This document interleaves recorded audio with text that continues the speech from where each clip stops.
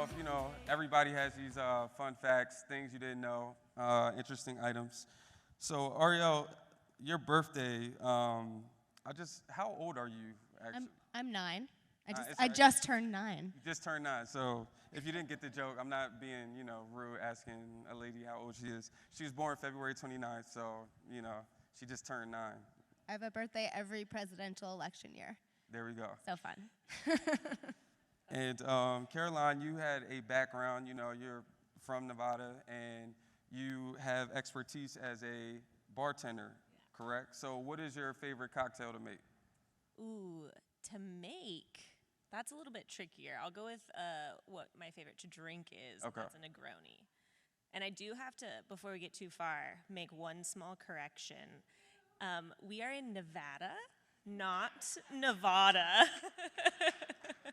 Coming from Travel Nevada, we actually just did a little.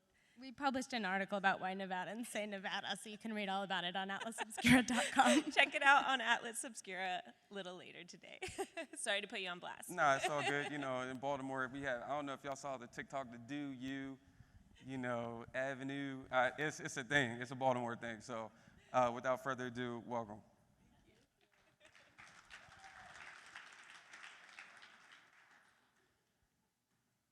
So, as Donald said, Atlas Obscura, do I start this or do you guys start this?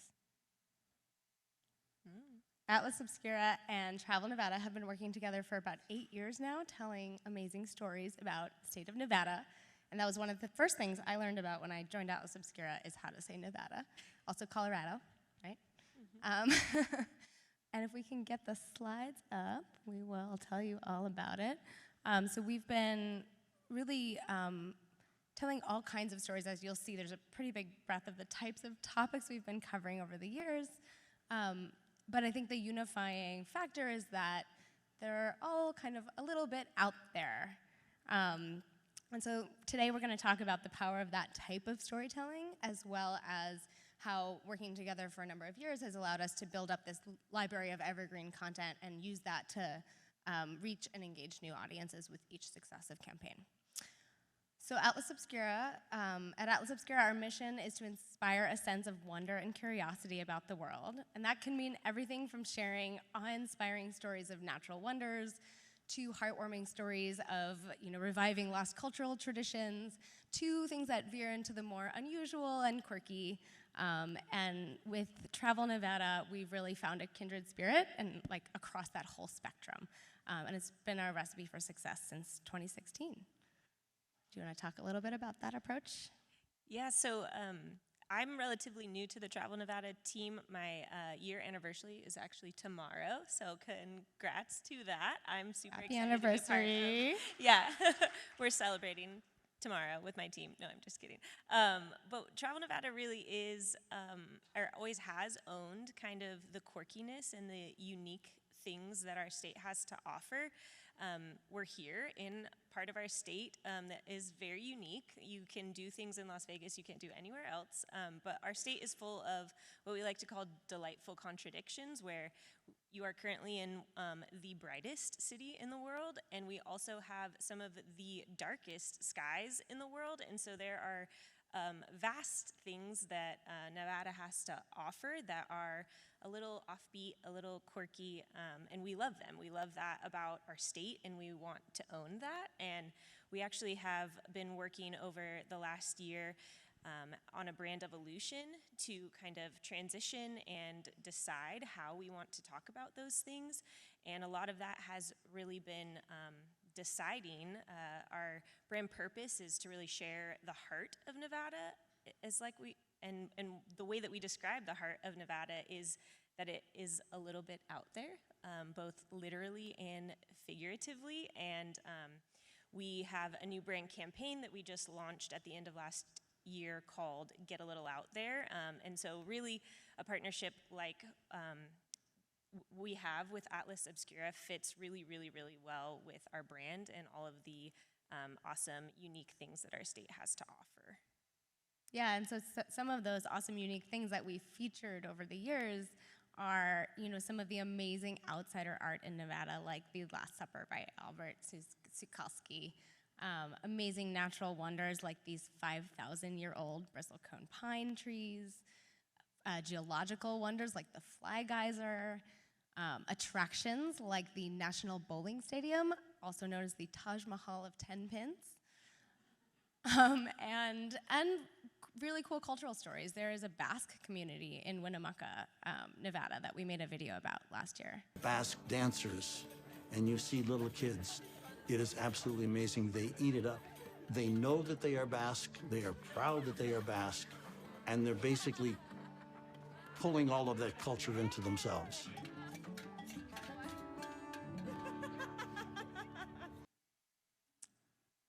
So this partnership dates back to before either Caroline or I were in these roles. So it was a little hard to pick like a single case study to share. So instead, we really want to talk about how the evolving partnership has allowed us to both, continue learning and growing and being out there, but also use that evergreen content over and over again. And so we wanted to give you a little bit of an overview of what we've done over the years, starting with back in 2016, the Atlas Obscura co-founder Dylan Thuris, who many of you know, took a road trip across Nevada. He actually didn't have a driver's license at the time. He has one now, but another colleague drove him and wrote a piece, The Great Nevada Road Trip, covered 50 places in 5 days.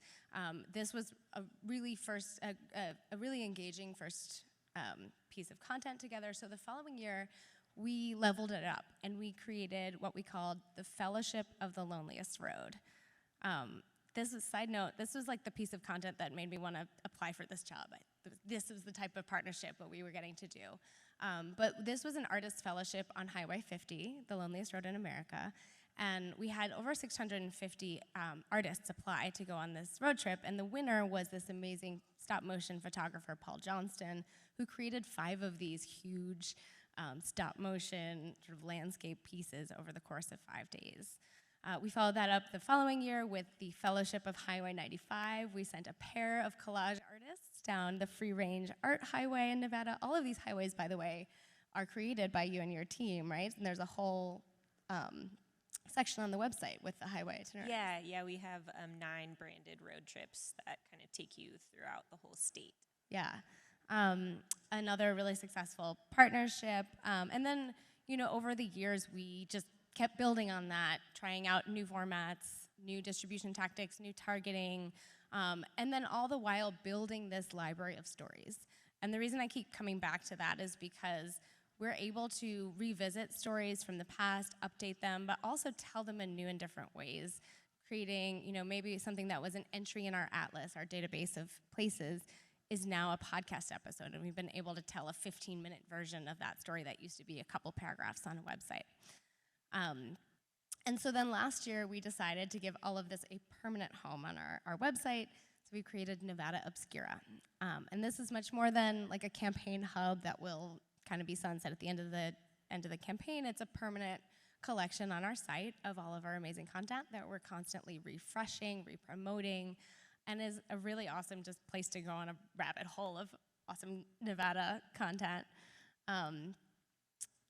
And so over the years, we've created over 90 pieces of content together. 55 of those were what we call place pages. For those of you, I know there's many of you in the room who have worked with us to make place pages in the Atlas. Why they're so valuable is the Atlas is a travel planning tool for our audience. So the fact that 55 of the 240 places in Nevada were created by this partnership means that that's like a quarter of the places that wouldn't exist otherwise. So a really, and also then we get to make podcast episodes and things about them later. We've done guides and itineraries, most recently a different kind of tailgate. We published right before the Super Bowl here in Vegas. 3 long-form videos and lots of cut downs. 2 artist fellowships, and as of today, this is out of date because we have 3 podcast episodes. This is actually Nevada Week on the Atlas Obscura podcast. The episode from yesterday is about the state of the country, of Molossia. Yeah, Molossia. Molossia. Yes, we do have our own nation state within Nevada. You can get your passport stamped if you take a visit there. So yeah, one of those things that not many people know about in our great state. My favorite fun fact from the episode was that the currency of Molossia, which does have its own currency, is pegged to the current price of Pillsbury cookie dough. Also, you're not allowed to bring onions into this country because the dictator doesn't like onions. Anyway, we've done some great work on the podcast together, and overall, this content continues proving itself in the metrics with views and impressions and just a massive scale. But also, we've run Nielsen studies on these things, and we're seeing increased recommendation intent, purchase intent, brand affinity, travel consideration for the state of Nevada.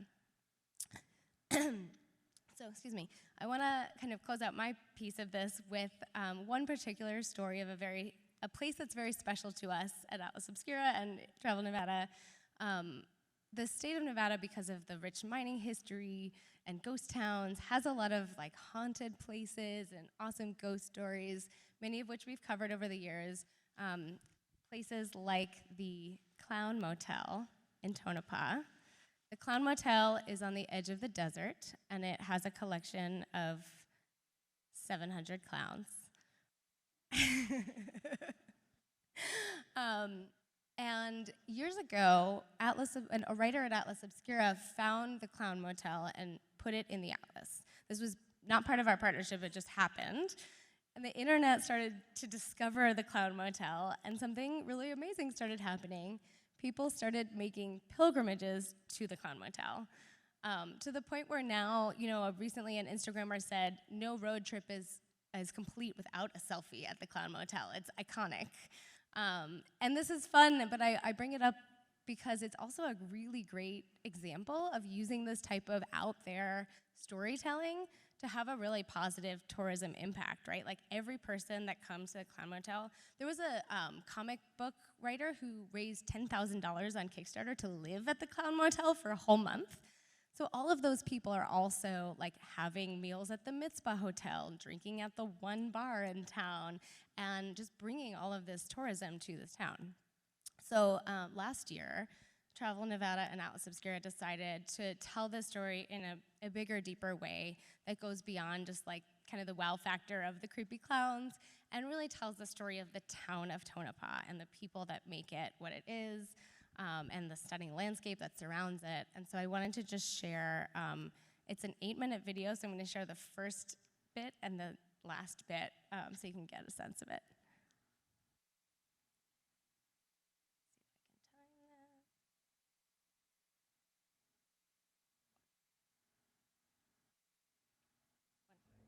Spend enough time in the desert, you'll believe just about anything. It's dark, the road doesn't seem to end, and then out of nowhere is this neon miracle bursting in the desert. There is the Clown Motel. That's the first thing you start noticing, this big clown sign. It just feels like something's gonna pop out, or you're just waiting for something to happen or to see something. The Clown Motel is right across from the graveyard. There's a lot of weird things that happen between the hotel and the graveyard. I've heard a lot of different stories about the Clown Motel, but whether it's really haunted or not, it's hard to say. Paranormal investigation is one of the biggest draws that we do have, because we do have some of these stories, Tonopah is a fascinating place. There's a lot of interesting characters who live here. I mean, to choose to live in one of the most remote places in the continental U.S., it's an interesting choice you have to make, and it typically is made by interesting people who have a story to tell. I was born and raised here in Central Nevada. As a restoration project, my two brothers and I, we chose to restore this cemetery. We did what we could down here. Then, lo and behold, a plot map was found in a shed at a nearby mining camp. And with that plot map, we had names to go with all the grave sites where they came from, what they did, what did them in. You have to watch the whole video to find out what did the rest of them in, but here's the end of the video. It's amazing. There's different colors in the mountain, the hillsides, the rust colors. And it's just so beautiful.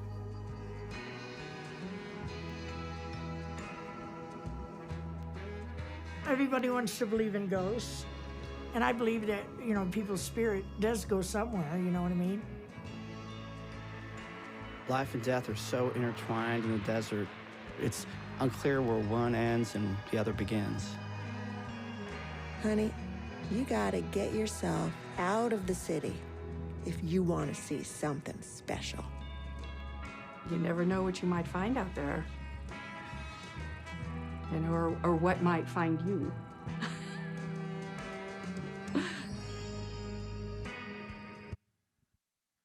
So, yeah, thank you. So we're just really grateful that we've been able to make these kinds of stories together over the years, and I want to maybe close us out with some words of wisdom for partners that they can take away from this. Yeah, I think, like I mentioned, Nevada really loves to own this aspect of who we are. We don't want to shy away from the quirkiness of the people that live in towns like Tonopah. We love them, and they're very welcoming, and they love people coming through and telling these stories as well. So it's really great to have, as an organization, we have our website, our own channels, and we can produce content and post it on those. But we have our own reach, and so it's really great to diversify that reach with partners like Atlas Obscura, who have their own audience, and I'm sure if there was a Venn diagram, there's going to be a bit of crossover, but it's really helping us to extend our reach and show more people about the things that might interest them in coming to a destination like ours. And the beauty of having really evergreen content, like a lot of what we've mentioned with this piece on Tonopah. We also did a great piece on the Basque culture out in Winnemucca, is that we get to reuse that content. You know, every year when Winnemucca hosts its Basque Festival, we can republish that content on our social channels, on our own website it's linking to, and it's really giving people just another avenue to find information about us. And I think even with these partnerships, having somebody come and do a road trip from their experience and their perspective and writing a piece on that is just another voice that tells the story of Nevada outside of the small team that we have. We get to write content. We have an amazing magazine that we produce, and we have our own writers, and we work with agencies, but getting to have even more people tell the story of Nevada from their own perspective. We've heard the term a lot today about authenticity, but that's just another way to kind of push that needle a little bit further and get those stories told in a new way that we can own for years and years and years, which is really helpful for us as a destination. So in closing, don't be afraid to get a little out there. But that tagline has been taken. Thank you so much.